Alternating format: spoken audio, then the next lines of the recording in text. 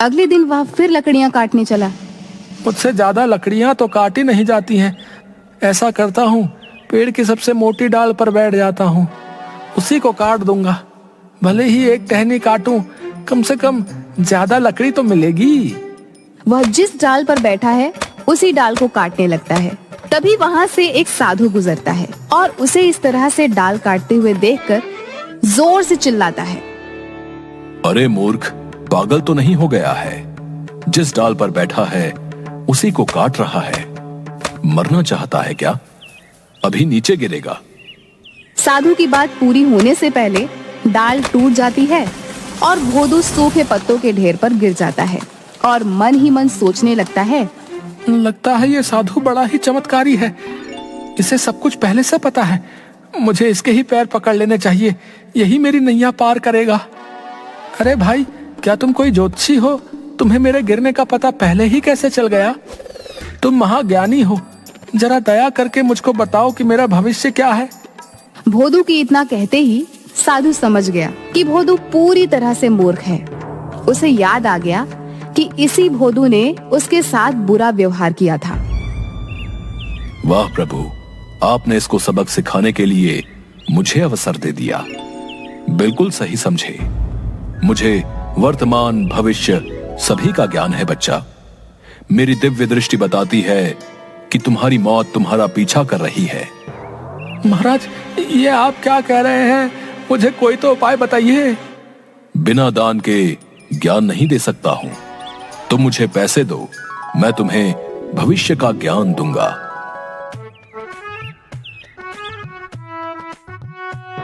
जेबों में उसे एक आने के सिवा कुछ भी नहीं मिलता। साधु महाराज, मेरे पास सिर्फ यही एक आना है। कृपया इसे स्वीकार करें और मुझे बताएं कि मैं कैसे मौत से अपनी रक्षा कर सकता हूँ। साधु ने मन ही मन हंसते हुए उसके एक आने को अपने जेब में रखा और बोला, ये काला धागा अपने पैर में बांध लो। याद रखना, जब तक ये धागा तुम्हारे पैर में बंधा रहेगा तुम जीवित रहोगे, और जैसे ही ये धागा टूट गया तुम मर जाओगे। धर्मराज हाथ पकड़कर ले जाएंगे।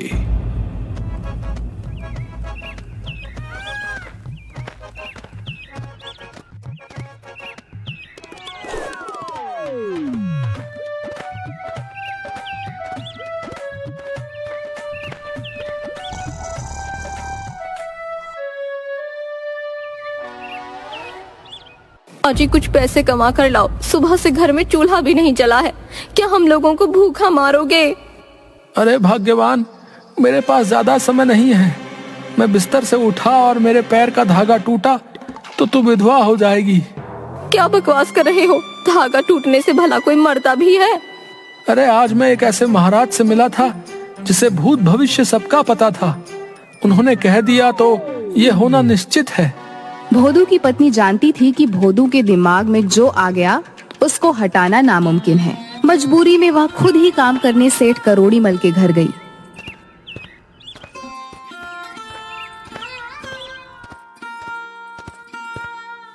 अरे क्या हाल है लाजो? भोंदू ठीक तो है? इतने दिन हो गए, काम मांगने भी नहीं आया। अजी क्या बताऊं, वो तो रोज ही कुछ नए नए नाटक करते हैं। आजकल उन्होंने पैर में एक धागा बांधा हुआ है। कहते हैं अगर धागा टूट गया तो वो मर जाएंगे। चल तू परेशान मत हो, मैं खुद तेरे घर चलता हूँ और उसे खींच कर ले आता हूँ। उस मूर्ख को मेरे सिवा कोई नहीं उठा सकता। करोड़ीमल भोदू के घर पहुँचते हैं। घर में रोना धोना लगा होता है। आइए आइए सेठ साहब, देखिए ना, भोंदू कह रहा है कि वो मर गया है। मैं बर्बाद हो गई, भरी जवानी में मर गया रे। हाय दैया, आप मर गए, अब क्रियाकर्म के पैसे कहाँ से आएंगे? ये क्या बकवास है? चुप रहो तुम। ये सब कैसे हो सकता है? वो तो मेरे सामने ही बैठा हुआ है। अरे भोंदू, तू क्या कर रहा है? सेठ साहब, जंगल में मैं एक बहुत बड़े साधु से मिला था। उसने मुझे पहले ही बता दिया था कि अगर ये काला धागा टूट गया तो मैं मर जाऊंगा। देखो ना, काला धागा टूट गया है। अब धर्मराज हाथ पकड़ कर ले जाएंगे। अरे पागल, जबकि सबके सामने जिंदा बैठा है, तो मर कैसे गया? किसी ने तुझे बेवकूफ बनाया है। अब चल और काम कर। मैंने दूसरा चश्मा खरीद लिया है। चल अब उसको चमका दे। ये क्या कह रहे हैं मालिक? हम तो बाबा पर बहुत विश्वास करते हैं। मर गए तो मर गए, अब तो बस मेरे क्रियाकर्म का इंतजाम करिए। बाबा ने कहा था मरने पर धर्मराज हाथ पकड़ कर ले जाएंगे। अरे मरने के बाद तो धर्मराज के कोड़े खाने होंगे। दूसरा ये सब तुझे जला भी देंगे। जिंदा रहेगा तो मेरे साथ हवेली पर ऐश करेगा। पर धागा तो टूट गया है। रहेगा मूर्ख का मूर्ख। अरे जब तक यमराज लेने आए कुछ और बांध ले, उन्हें कैसे पता चलेगा? अरे ये देख, अपनी कजरी के गले में पड़ी काली रस्सी धागे से ज्यादा मोटी है। पर वो हमारी कजरी को ले गए तो?